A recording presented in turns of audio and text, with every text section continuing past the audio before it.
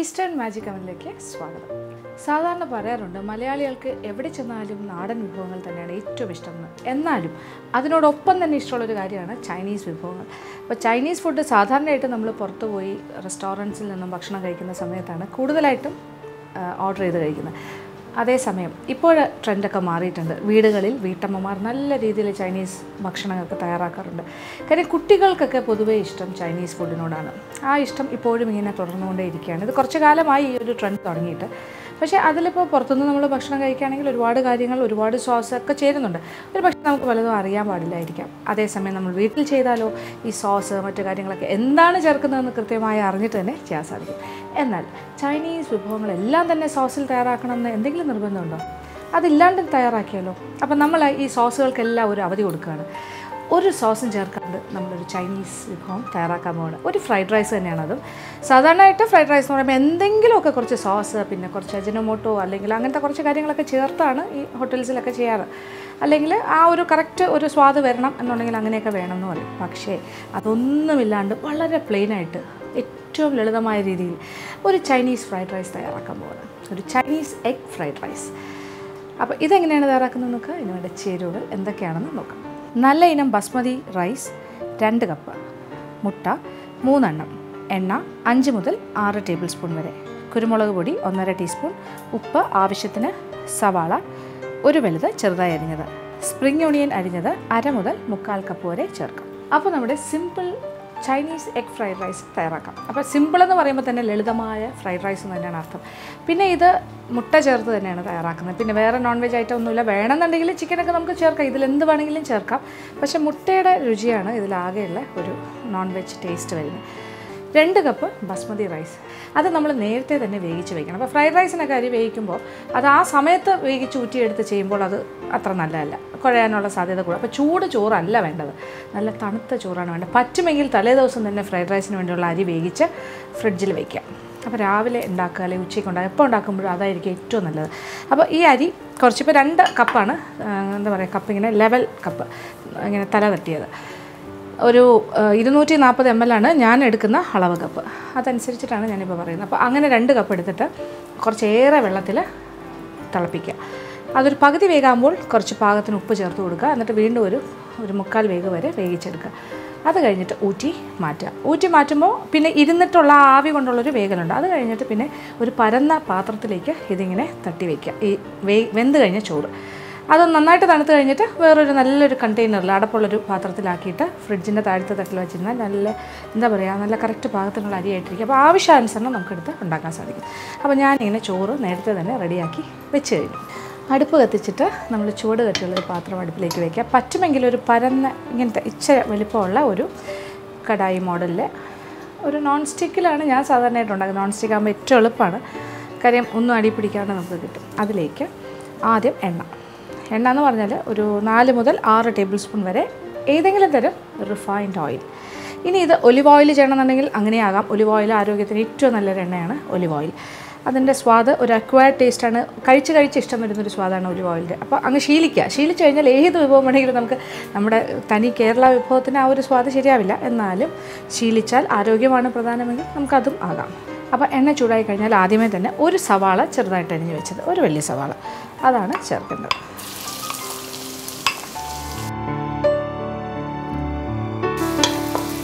അപ്പോൾ സവാളയുടെ നിറം ഒന്നും മാറണ്ട, ഒന്ന് വാടിയാൽ മാത്രം മതി. ചെറിയ പിങ്ക് കളർ, ഒരു ഇളം റോസ് കളറായിട്ട് മാറും വാടി കഴിയുമ്പോൾ. അതാണ് ആദ്യത്തെ കാര്യം. പിന്നെ ഇതിൽ പ്രധാനമായിട്ട് ചേരുന്നത് മുട്ട. ഇത് ഈ അളവിന് ഇപ്പോൾ 2 കപ്പ് അരി വേവിച്ചെടുത്ത് കഴിഞ്ഞാൽ ഏകദേശം ചോറിൻ്റെ അളവ് പറയുകയാണെങ്കിൽ ഒരു 6-7 കപ്പ്, 7-8 കപ്പ് വരെ ഉണ്ടാവും ചോറ്. 6 മുതൽ 7 കപ്പ് വരെ ചോറുണ്ടാവും. അതിനൊരു 3 മുട്ട, അതാണ് അളവ്. പിന്നെ ധാരാളം സ്പ്രിംഗ് ഓണിയൻ എന്ന് പറഞ്ഞാൽ കൊച്ചുള്ളിയും അതിൻ്റെ കൂടെ ഇങ്ങനെ ഇലയുമായി വരുന്നതാണ് സ്പ്രിംഗ് ഓണിയൻ. അതിൻ്റെ ആ ഉള്ളിയും ആ ഇലയും എല്ലാം ചേർത്ത് നമുക്ക് അരിഞ്ഞെടുക്കാം. അപ്പോൾ അതിൻ്റെ ഒരു മണവുമാണ് ആകെ നമുക്ക് ഈ ഫ്രൈഡ് റൈസിന് കിട്ടുന്ന മുട്ടയുടെ രുചി. അപ്പോൾ സവാള ഒന്ന് വാടി തുടങ്ങി. ഇനി ഇതിലേക്ക് മുട്ട തീയൊരൽപ്പം നമുക്ക് കുറയ്ക്കാം. എന്നിട്ട് ആദ്യത്തെ മുട്ടയും രണ്ടാമത്തെ മുട്ടയും മൂന്നാമത്തെ മുട്ടയും എല്ലാ മുട്ടയും ഞാൻ ഇതിലേക്ക് ചേർത്തു. ഒരല്പം ഉപ്പ്, അത് നമുക്ക് മുട്ടയ്ക്ക് ആവശ്യമുള്ളത്. ചെറുതായിട്ടൊന്ന് മിക്സ് ചെയ്യാം. ഇനി തീയൊരൽപ്പം കൂട്ടിയാലും കുഴപ്പമില്ല. എന്നിട്ട് അതിലേക്ക് ഉടനെ തന്നെ നമ്മൾ റൈസ്, വേവിച്ച് വെച്ചിരിക്കുന്ന ചോറ് ചേർത്ത് കൊടുക്കാം. എന്നിട്ട് നന്നായിട്ട് ഇളക്കി യോജിപ്പിക്കണം. അപ്പോൾ ഈ മുട്ടയുടെ പീസസ്, അതായത് മുട്ട പീസ് ആയിട്ടില്ല, അതിങ്ങനെ ആകുന്നത് നമ്മുടെ ചോറിനോട് ഒട്ടി ചോറിൻ്റെ കൂടെ യോജിച്ച് ആയിക്കോളും. സ്ക്രാമ്പിൾഡ് എഗ് പോലെ തന്നെ ചെറിയ ചെറിയ പീസസ് ആയിട്ട് മാറും. അപ്പോൾ മുട്ട ഇങ്ങനെ കൊച്ചു സ്ക്രാമ്പിളായിട്ട് പൊടിയായിട്ട് ഇതിൻ്റെ കൂടെ യോജിച്ചുകൊണ്ടിരിക്കും. റൈസിൻ്റെ കളറ് വൈറ്റ് കളർ മാറി ചെറിയൊരു ക്രീം കളറായിട്ട് മാറിക്കഴിഞ്ഞു. ഇനി ഇതിലേക്ക് സ്പ്രിംഗ് ഒണിയൻ, ഞാൻ പറഞ്ഞല്ലോ ചെറിയ ഉള്ളി, കൊച്ചുള്ളിയും അതിൻ്റെ ഇലയോടുകൂടി വരുന്നതാണ് സ്പ്രിംഗ് ഒണിയൻ, അത് ചേർക്കാം. അതിനോടൊപ്പം തന്നെ കുരുമുളക് പൊടി 1-1.5 ടീസ്പൂൺ. അപ്പോൾ എത്ര വേണം നോക്കുക, എരിവനുസരിച്ചിട്ട്. ചെറിയ കുട്ടികൾക്ക് ഉണ്ടാക്കുകയാണെങ്കിൽ കുറയ്ക്കുക, കുറച്ചുകൂടി വലിയ ആൾക്കാർ കഴിക്കാനാണെങ്കിൽ കൂട്ടണ്ട, 1.5 ടീസ്പൂൺ തന്നെ മതിയാകും. പിന്നെ കുറച്ച് ഉപ്പ്, ഈ ചോറ് വേവിച്ചപ്പോൾ കുറച്ച് ഉപ്പ് ചേർത്തതാണ്. പിന്നെ മുട്ടയിൽ നമ്മൾ ഇച്ചിരി ഉപ്പ് ചേർത്തു, നോക്കിയിട്ട് ചേർക്കാം. നന്നായിട്ടൊന്ന് യോജിപ്പിക്കും. ഇപ്പോൾ തന്നെ ശരിക്കൊരു ഫ്രൈഡ് റൈസിൻ്റെ മണമൊക്കെ വന്നു തുടങ്ങി. ഇതിൽ ശരിക്കും പറഞ്ഞാൽ വേറെ സോസൊന്നും നമ്മൾ ചേർത്തിട്ടില്ല, എന്നാലും ആ റൈസിൻ്റെ ഒരു മണം, കുരുമുളക് പൊടിയും ഉപ്പും സ്പ്രിംഗ് ഒണിയനും കൂടി ചേർന്ന് വന്നപ്പോൾ കറക്റ്റ് ഒരു ഫ്രൈഡ് റൈസ് സ്മെല്ല് വന്നു തുടങ്ങി. അപ്പോൾ മുട്ട എല്ലാം സെറ്റായത് ചോറിലൊക്കെ ഇങ്ങനെ പറ്റിയിരിക്കുന്നുണ്ട്. അവിടെ ചെറിയ സ്ക്രാമ്പിളാണ്, വലിയ കഷ്ണങ്ങളല്ല, വളരെ പൊടിയായിട്ടുള്ള മുട്ടയുടെ പീസസ്. ഇനി ചോറ് നന്നായിട്ടൊന്ന് ചൂടാകട്ടെ. സംഗതി കഴിഞ്ഞു, ഫ്രൈഡ് റൈസ് ഇവിടെ റെഡിയാണ്. ഒന്ന് നല്ലതായിട്ടൊരു ചൂട് കയറിയാൽ മതി. പിന്നെ ഇതിൽ ഉപ്പ്, കുരുമുളക് പൊടി, അതിൻ്റെ അളവ് ക്രമീകരിക്കാം. വേറെ ഒന്നും ചെയ്യാനില്ല, റെഡിയാണ്. ഇനി ഒരു 5 മിനിറ്റും കൂടി ഇത് അടുപ്പിലിട്ടിട്ട് നല്ലതായിട്ട് ഡ്രൈ ആയി നന്നായിട്ട് ചൂട് കയറി കഴിഞ്ഞാൽ, കാര്യം തണുത്ത ചോറായിരുന്നല്ലോ, ചൂട് കയറി കഴിഞ്ഞാൽ നമ്മൾ വിളമ്പുന്ന പാത്രത്തിലേക്ക് മാറ്റും. എളുപ്പമല്ലേ? അങ്ങനെ നമ്മുടെ simple Chinese egg fried rice ഇവിടെ റെഡി ആയി കഴിഞ്ഞു. ഞാൻ തീ ഓഫ് ചെയ്യാൻ പോവാണ്. ചോറൊക്കെ നല്ല ചൂടായി കഴിഞ്ഞു. ഇളക്കി നോക്കുമ്പോൾ നമുക്ക് മനസ്സിലായി നല്ല ആവി വരുന്നുണ്ട്. അങ്ങനെ ചെറിയ മുട്ട സ്ക്രാമ്പിളും ഒക്കെ ആയിട്ട് നല്ല മണവും രുചിയുമുള്ള ഫ്രൈഡ് റൈസ് റെഡി. ഇനി വിളമ്പുന്ന പാത്രത്തിലേക്ക് മാറ്റാം.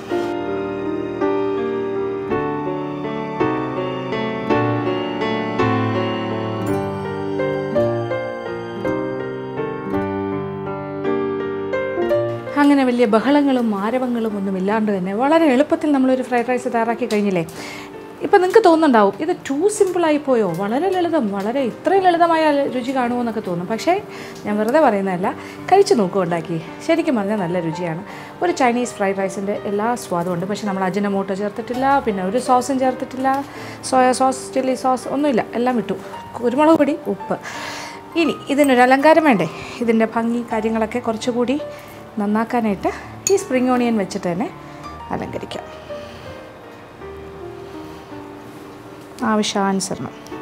ഇത് പച്ചയാണല്ലോ, ഗ്രീൻ ലീഫി വെജിറ്റബിൾസ്, പച്ച നിറത്തിലുള്ള എല്ലാ കാര്യങ്ങളും ശരീരത്തിന് നല്ലതാണ്. ഇപ്പോൾ വെജിറ്റബിൾസും ഫ്രൂട്ട്സും ഒക്കെ സെലക്ട് ചെയ്യുമ്പോൾ അതിൻ്റെ കളറ്, ബീട്രൂട്ട്, ക്യാരറ്റ്, പച്ച കളറിലുള്ള കാര്യങ്ങൾ, ഇതെല്ലാം ഹെൽത്ത് റിലേറ്റഡാണ്, ആരോഗ്യത്തിന് വളരെ നല്ലത്. അതിൻ്റെ സൈഡ് ഡിഷായിട്ട് ചിക്കൻ ആകാം, വെജിറ്റേറിയൻ ആയിട്ടുള്ള പനീർ കൊണ്ടുള്ളതാകാം, കോളിഫ്ലവർ കൊണ്ടാകാം, ബ്രിഞ്ചോൾ, കത്തിരിക്ക കൊണ്ടാകാം, പിന്നെന്താ കൊഞ്ച്, അതുകൊണ്ടും ആകാം. എന്തായാലും നല്ലൊരു വിഭവമാണ്. നിങ്ങൾക്ക് ഉണ്ടാക്കാൻ തോന്നുകയാണെങ്കിൽ തീർച്ചയായിട്ടും ഉണ്ടാക്കുക, ഇഷ്ടപ്പെടും എന്ന് തന്നെയാണ് എൻ്റെ വിശ്വാസം.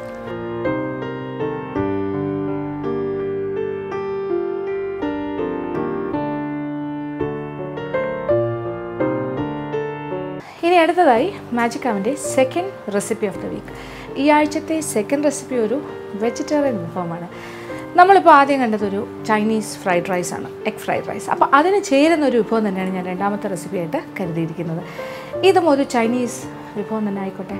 ഇത് ഒരുപാട് സോസൊക്കെ ചേർത്തിട്ടാണ് ഞാൻ ചെയ്യാൻ പോകുന്നത്. ഒരു കാര്യം സോസൊന്നും ഇല്ലാണ്ട് ഞാൻ ചെയ്തില്ലേ. അപ്പോൾ ഇനി അടുത്ത് നമുക്ക് കുറച്ച് സോസൊക്കെ ചേർത്തിട്ട് ചെയ്യാം. ഇത് കുറച്ച് സ്പൈസിയാണ്. സ്പൈസി എന്ന് പറഞ്ഞാൽ നല്ല എരിവുള്ളൊരു വിഭവമാണ്. സെഷ്വാൻ സ്റ്റൈലിലാണ് നമ്മൾ ചെയ്യുന്നത്. അപ്പോൾ സെഷ്വാൻ പ്രോൺസ്.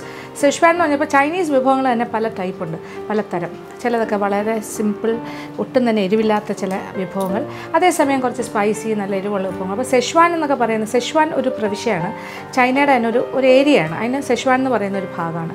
ആ ഭാഗത്തുണ്ടാക്കുന്ന ചൈനീസ് വിഭവങ്ങൾക്കൊക്കെ പൊതുവേ നല്ല എരിവുള്ള നല്ല അങ്ങനത്തെ കുറേ ടൈപ്പ് ഓഫ് ഐറ്റംസാണ്. അപ്പോൾ അതുകൊണ്ടാണ് ഞാൻ പറഞ്ഞത് ചൈനീസ് ഐറ്റം നമ്മളിപ്പോൾ പറയുകയാണെങ്കിൽ ചൈനീസ് ഡിഷസ് എന്ന് പറഞ്ഞാൽ എല്ലാം ഒരേ സ്വാദല്ല, പലതും പല രുചികളാണ്. എരിവിൻ്റെ കാര്യത്തിലും ഒക്കെ മാറ്റങ്ങളുണ്ടാവും. പക്ഷേ ഒരു പരിധി വരെ സോസ് മറ്റു കാര്യങ്ങളൊക്കെ എല്ലാം ഒന്ന് തന്നെയാണ്. അതിൻ്റെ ചേരുവകൾ മറ്റു കാര്യം, പിന്നെ എന്തൊക്കെ ചേർക്കുന്നു, എത്ര അളവിൽ ചേർക്കുന്നു, അതിൻ്റെ കോമ്പിനേഷൻസ്, അങ്ങനെയുള്ള കാര്യങ്ങൾക്കാണ് മാറ്റങ്ങൾ. അപ്പോൾ നമ്മളൊരു സെഷ്വാൻ സ്റ്റൈലിലെ പ്രോൺസ് എന്ന് പറഞ്ഞാൽ നല്ല കൊഞ്ചിൽ നല്ല എരിവുള്ളൊരു കാര്യം ചെയ്യാൻ പോകണം. അപ്പോൾ അതിന് വേണ്ട ചേരുവകൾ എന്തൊക്കെയാണെന്ന് നോക്കാം.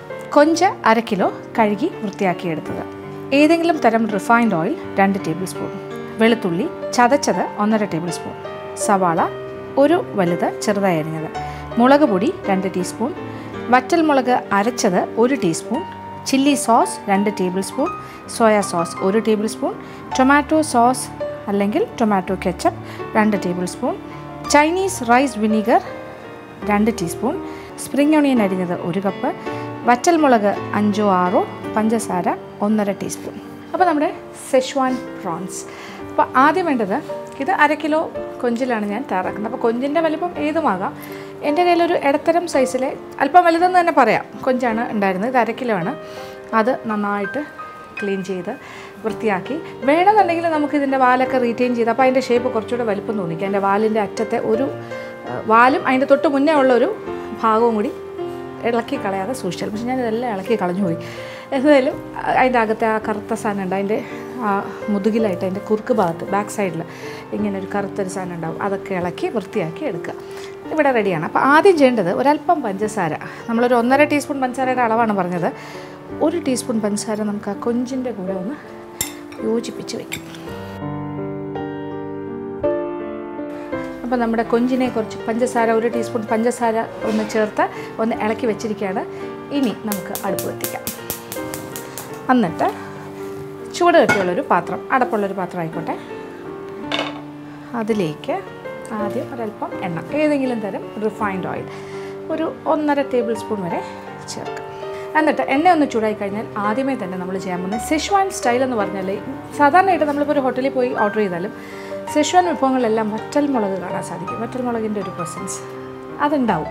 അപ്പോൾ ആദ്യത്തെ ഒരു കാര്യം എന്ന് പറഞ്ഞാൽ എണ്ണയിൽ വറ്റൽമുളകിട്ട് ഒന്ന് മൂപ്പിക്കുക എന്നുള്ളതാണ്. എണ്ണ ചൂടായാൽ നമ്മളും ഒരു 4-5 വറ്റൽമുളക് അതിലേക്ക് ഇടണം. ഇനി ഇതിലേക്ക് നമ്മൾ ആദ്യം വറ്റൽമുളക് 3, 4, 5 ഇരിക്കട്ടെ. അപ്പോൾ ഒരു സ്പൈസി ഐറ്റമാണെന്ന് മനസ്സിലായല്ലോ അല്ലേ? വറ്റൽമുളക് തന്നെയാണ് ആദ്യമേ ഇടുന്നത്. ഇനി ഇത് ചെറുതായിട്ടൊന്ന് മൂത്ത് തുടങ്ങുന്നു. എണ്ണ നല്ല ചൂടാണ്. അതിലേക്ക് ചെറുതായി അരിഞ്ഞ സെലറി ഒരു 1.5 ടേബിൾ സ്പൂൺ. സെലറി എന്ന് പറഞ്ഞാൽ ഈ ചൈനീസ് വിഭവങ്ങളിലൊക്കെ ചേർക്കുന്ന ഒരു തരം ഇലയാണ്. ഇലയല്ല, തണ്ടാണ് ശരിക്കും. തണ്ടും ഇലയോട് കൂടി വരുന്ന ഒരു ചെടിയാണ്. സാധാരണയായിട്ട് തണ്ടാണ് കൂടുതലായിട്ട് ഉപയോഗിക്കുന്നത്. പക്ഷേ ഇതിലേക്ക് നമ്മൾ അതിൻ്റെ ഇലയും കൂടി ചേർത്ത് നന്നായിട്ട് ചെറുതായിട്ട് അരിയുക. അപ്പോൾ നല്ലൊരു ഫ്ലേവർ കിട്ടും, നല്ലൊരു മണമായിരിക്കും. ആ ഒരു എന്താ പറയുക, ആ പച്ച ആ ഇലയും അതിൻ്റെ തണ്ടും ഒക്കെ നന്നായിട്ട് ഇതിൻ്റെ കൂടെ ഒന്ന് വഴണ്ട് കിട്ടണം. ഇതിനോടൊപ്പം തന്നെ നമുക്ക് വെളുത്തുള്ളി ചതച്ചതും ഏകദേശം ഒരു 1.5 ടേബിൾ സ്പൂൺ. ഒരു അല്ലിയുടെ കണക്ക് പറയുകയാണെങ്കിൽ ഒരു 8 വലിയ അല്ലി ചതച്ചെടുക്കുക. നന്നായിട്ട് ചതയ്ക്കുക, നന്നായിട്ട് ചതച്ചെടുക്കുക. അപ്പോൾ ഈ സെലറി അതിൻ്റെ തണ്ടും ഇലയും എല്ലാം കൂടി ചേർന്ന് അരിഞ്ഞെടുത്തത് 1.5 മുതൽ 2 ടേബിൾ സ്പൂൺ വരെ ചേർക്കാം. വാടി കഴിയുമ്പോൾ ഒന്നും ഉണ്ടാവില്ല. അതിൻ്റെ കൂടെ 1.5 ടേബിൾ സ്പൂൺ വെളുത്തുള്ളി ചതച്ച്, ഒരു 8 വലിയ അല്ലി വെളുത്തുള്ളി ചതച്ച്. പിന്നെ ഈ വറ്റൽമുളക് നമ്മളൊരു 4-5 ഇട്ടിട്ടുണ്ട്. എണ്ണയിലാണെന്ന് ഇതെല്ലാം ഒന്ന് മൂക്കട്ടെ. നല്ലൊരു മണം വരും. ഇപ്പോൾ എല്ലാ മണമൊക്കെ വരും. മൂത്ത് തുടങ്ങുമ്പോൾ തന്നെ നല്ലൊരു ചൈനീസ് സ്മെല്ല് വന്നു തുടങ്ങും. ആ വെളുത്തുള്ളിയും വറ്റൽമുളകും സെലറിയും എല്ലാം കൂടി ചേർന്നൊരു വ്യത്യസ്തമായ മണം. അപ്പോൾ വെളുത്തുള്ളി നല്ല മൂത്തു, ആ സെലറി നന്നായിട്ട് മൂത്ത് കഴിഞ്ഞു. ഇനി ഇതിലേക്ക് അരിഞ്ഞു വെച്ചിരിക്കുന്ന സവാള ഒരു വലിയ സവാള ചെറുതായി അരിഞ്ഞത്, അപ്പോൾ സവാള ബ്രൗൺ ഒന്നും ആകണ്ട, ഒന്ന് വാടി ഒരു ഇളം റോസ് കളർ, പിങ്ക് കളറായിട്ട് മാറിയാൽ മതി. നന്നായിട്ടൊന്ന് വാടണം. അതുവരെ നമുക്കൊന്ന് വഴറ്റി കൊടുക്കാം. സവാളയുടെ നിറം മാറേണ്ട ആവശ്യമില്ലാന്ന് ഞാൻ ആദ്യമേ പറഞ്ഞു. അപ്പോൾ ഒന്ന് വാടിക്കഴിഞ്ഞു. ഇനി ഇതിലേക്ക് നമ്മൾ കുറച്ച് പഞ്ചസാര ചേർത്ത് വെച്ചിരിക്കുന്ന കൊഞ്ചുണ്ടല്ലോ, ആ കൊഞ്ച് ചേർക്കാം. ആ പഞ്ചസാരയോട് കൂടി തന്നെ ചേർക്കാം. അപ്പോൾ ഈ പഞ്ചസാര ചേർത്ത് വെച്ചിരിക്കുന്നുണ്ട് കൊഞ്ചിൽ നിന്നും കുറച്ചിങ്ങനെ വെള്ളമൊക്കെ ഇറങ്ങി ഇച്ചിരി ചാറായിട്ടിരിക്കും. അതോടുകൂടി തന്നെ ഇതിലേക്ക് ചേർക്കാം. ഇപ്പോൾ കൊഞ്ചിൻ്റെ മുളകും കൂടി ചേർന്ന് വരികയാണ്. അപ്പോൾ കൊഞ്ചൊരു പിങ്ക് കളറായിട്ട് മാറും ചൂട് തട്ടി കഴിയുമ്പോൾ. ഇനി ഇതിലേക്ക് 2-3 കാര്യങ്ങൾ. ഒന്ന്, മുളക് പൊടി 2 ടീസ്പൂൺ. പിരിയൻ മുളക് പൊടി ആയിരിക്കും എനിക്ക് തോന്നുന്നു കൂടുതൽ നല്ലത്. കാര്യം എരിവ് നിറം കാണും, എരിവ് കുറയും. 2 ടീസ്പൂൺ. ഇതിൻ്റെ അളവൊക്കെ നിങ്ങളുടെ ഇഷ്ടത്തിന് കൂട്ടുകയോ കുറയ്ക്കുകയോ ചെയ്യാം. കാര്യം ഇത് കുറച്ച് എരിവായിരിക്കും. ഇത്ര വേണ്ടാന്നുണ്ടെങ്കിൽ മുളക് പൊടിയുടെ അളവ് 1.5 ടീസ്പൂണായിട്ട് മാറ്റും. ആദ്യം മുളക് പൊടി. അപ്പോൾ അതിൻ്റെ പച്ചച്ചുവയൊക്കെ ഇതിനോടൊപ്പം തന്നെ കിടന്നിങ്ങനെ വഴണ്ട് വരുമ്പോൾ മാറും. ഇനി ഇതിൻ്റെ കൂടെ കുറച്ച് ചില്ലി പേസ്റ്റ്, വറ്റൽ മുളക് അരച്ചത്. ഇത് അരിയോടുകൂടി അരച്ചതാണ്. 1 ടീസ്പൂൺ, ഒരു നല്ല ടീസ്പൂൺ ചേർക്കാം. ഇനി ഇത്ര എരിവ് വേണ്ടാന്നുണ്ടെങ്കിൽ വറ്റൽ മുളകിൻ്റെ അകത്തെ അരി മാറ്റിയിട്ട് അരച്ചെടുക്കുക, വെള്ളത്തിൽ കുതിർത്ത് അരച്ചെടുക്കുക. അപ്പോൾ നല്ല എരിവ് കുറവായിരിക്കും, നല്ല നിറം ഉണ്ടാകും, നല്ലൊരു കൊഴുപ്പ് കിട്ടും. കുറച്ച് ഉപ്പും കൂടി ചേർക്കാം. കാര്യം കൊഞ്ചിലേക്ക് ഉപ്പൊക്കെ പിടിക്കണ്ടേ. കുറച്ച് മുളകിൻ്റെയൊക്കെ ഒരു പച്ച ആ ഒരു രുചി മാറണം. നമ്മുടെ കൊഞ്ചെല്ലാം ഇങ്ങനെ ചുരുണ്ട് റൗണ്ട് ഷേപ്പിലാക്കി ആയി കഴിഞ്ഞു. ഒരു പക്ഷേ വാലുണ്ടെങ്കിൽ ഇത്രത്തോളം ചുരുണ്ട് വരില്ല. ഇനി ഇതിലേക്ക് പച്ച ചുവയൊക്കെ മാറി നന്നായിട്ട് ചുവ വരുന്നുണ്ട്. ഇതിലേക്ക് കുറച്ച് വിനാഗിരി ചേർക്കാം. വിനാഗിരി എന്ന് പറഞ്ഞാൽ ചൈനീസ് വിനീഗർ, റൈസ് വിനീഗർ എന്ന് പറഞ്ഞ് വാങ്ങാൻ കിട്ടും. ചൈനീസ് റൈസ് വിനീഗർ, അത് അരിയിൽ നിന്നും ഉണ്ടാക്കുന്ന വിനാഗിരിയാണ്. അതാണെങ്കിൽ നല്ലത്. അത് കിട്ടിയില്ല എന്നുണ്ടെങ്കിൽ കുഴപ്പമില്ല, നമ്മൾ സാധാരണ വീട്ടിൽ ഉപയോഗിക്കുന്ന വിനാഗിരി ആയാലും മതി. എൻ്റെ കയ്യിൽ ഇപ്പോൾ ചൈനീസ് റൈസ് വിനീഗർ ഉണ്ട്, ഒരു 2 ടീസ്പൂൺ. ചൈനീസ് റൈസ് വിനീഗർ ഒരു ലൈറ്റ് ബ്രൗൺ കളറിലാണ് വരുന്നത് കുപ്പിയിൽ, അല്ലെങ്കിൽ സാധാരണ വിനാഗിരി. ഇനി വേണ്ടത് കുറച്ച് സോസുകളാണ്. 1 ടേബിൾ സ്പൂൺ സോയാ സോസ്, ഒരു 2 table spoon chilli sauce. Chilli sauce തന്നെ ചുമന്ന കളറിലും കിട്ടും, പച്ച കളറിലും കിട്ടും. എൻ്റെ കയ്യിൽ പച്ച കളറിലെ ചില്ലി സോസാണ്, അതുകൊണ്ട് ഞാൻ അത് ചേർക്കുന്നു. ഇനി ഒരു 2 ടേബിൾ സ്പൂൺ ടൊമാറ്റോ സോസ് അല്ലെങ്കിൽ ടൊമാറ്റോ കെച്ചപ്പ്. എല്ലാ സോസുമായി കണ്ടല്ലോ. ഇനി ഒന്ന് ഇറക്കി കൊടുക്കാം. ഇനി തീ കൂട്ടിയാലും കുഴപ്പമില്ല.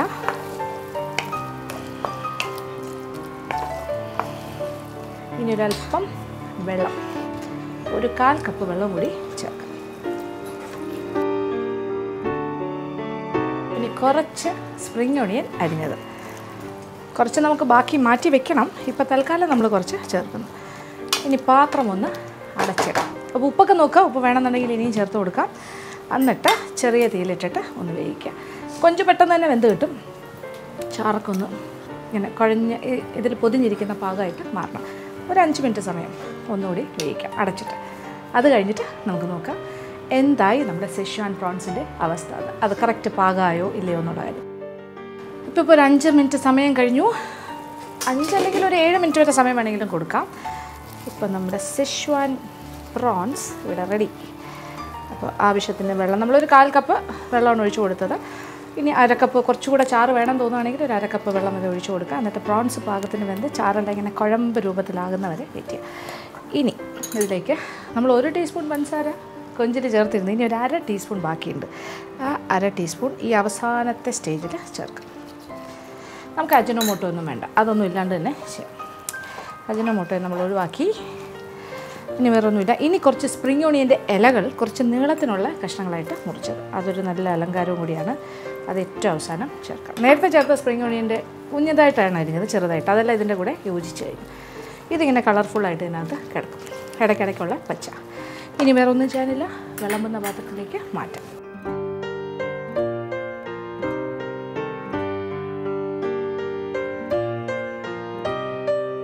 നോക്കൂ, ഇത് 1/2 കിലോ കൊഞ്ചാണ്. ചെയ്ത് വന്നപ്പോൾ എത്ര ഉണ്ടെന്ന് നോക്കൂ, വളരെ കുറച്ചല്ലേ. പക്ഷേ ഇത് തന്നെ ഒരു 4 പേർക്ക് എന്തായാലും കഴിക്കാൻ സാധിക്കും. ഫ്രൈഡ് റൈസിൻ്റെ കൂടെയല്ലേ നമ്മൾ കഴിക്കുന്നത്. അപ്പോൾ ഇതിൻ്റെ ചുറ്റും ഒരു അലങ്കാരമായിട്ട് നമുക്ക് കുറച്ച് സ്പ്രിംഗ് ഓണിയനെ തന്നെ ഉപയോഗിക്കാം.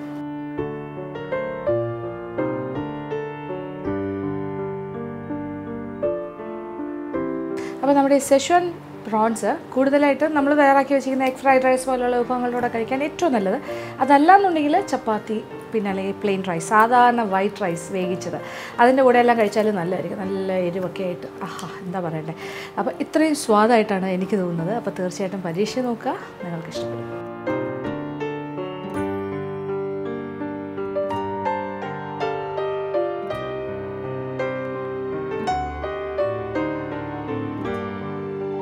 ഇന്നത്തെ എപ്പിസോഡ് ഇവിടെ അവസാനിക്കുകയാണ്. വീണ്ടും പുതിയ വിഭവങ്ങളുമായി മാജിക് കമൻറ്റിലൂടെ കാണാം.